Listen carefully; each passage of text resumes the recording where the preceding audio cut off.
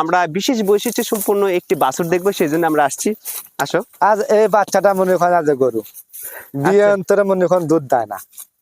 ও আচ্ছা, ও বাচ্চা হওয়ার পরে দুধ দেয় না? না না না। কেন, আমরা একটু দেখি। কেন ও দুধ না দিলেও বাচ্চা খাবে কি? তোলা দুধ খেলে মানুষ করলো। ও আচ্ছা, তোলা দুধ খেয়ে ওর যে পুষ্টি নেই শরীরে। পুষ্টি খিলেচ্ছে আপনার, ওই ক্যালসিয়াম খিলেচ্ছে, ভিটামিন খিলেচ্ছে। এরকম হয় যে অনেক গাভীর মানে ওই গরুগুলো আবার গাব গাছে, মানে বিয়ের কয়েকদিন বাদে গাব গাছে। 11 মাস বয়স। এই বাচ্চাটির বয়স 11 মাস। 11 মাস। ওয়াও, এরকম তো কখনো দেখা হয়নি।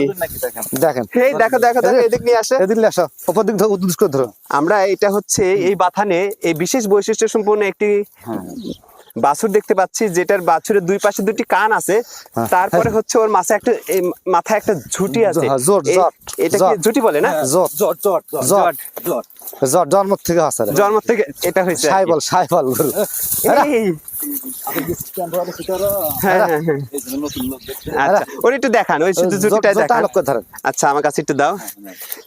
দর্শক, আপনারা দেখতে পাচ্ছেন এই গরুটার বিশেষ একটা বৈশিষ্ট্য হচ্ছে এর দুই পাশে দুটি কান থাকা সত্ত্বেও মাঝখানে একটি জট হয়েছে আর কি। এই যে এটা খুবই নরম, হ্যাঁ, খুবই নরম তুলে। এই যে আমরা দেখতে পাচ্ছি দুইটা কান। বয়স কত এটার? 11 মাস। এই গাভী থেকে তো অন্যান্য বাছুর যেগুলো হয়েছে সেগুলো তো এরকম হয়নি, এটাই শুধু এরকম হয়েছে। আচ্ছা, এটা কি আপনি বিক্রি করবেন না? না না, এটা বিক্রি করব। এটা রেখে দিবেন? এটা কি বকনা? বকনা। আচ্ছা, যাক, এটা থেকে যদি ভবিষ্যতে এই জাতের বা যদি কিছু বের হয়, এইভাবেই কিন্তু বাংলাদেশে অনেক সময় দেখা যায় কৃষকের হাত ধরে, বিভিন্ন গেরস্তের হাত ধরে নতুন নতুন জাত আসে আর কি।